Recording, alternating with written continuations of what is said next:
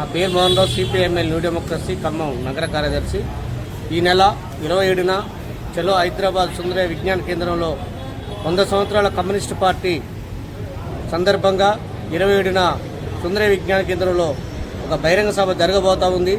దీనికి communist party అభిమానులు, విప్లవకారులు, కళాకారులు, మేధావులు అందరూ పాల్గొనాల్సిన అవసరం ఎంతైనా ఉందని చెప్పి ఈరోజు కమ్యూనిస్టుల మీద, విప్లవకారుల మీద హత్యలు జరుగుతూ ఉన్నాయి. దుర్మార్గమైనటువంటి పరిపాలన, మోడీ పరిపాలన కొనసాగిస్తున్నటువంటి ఈ తరుణంలో విప్లవోద్యమాన్ని బతికించుకోవాల్సిన అవసరం ఉన్నది.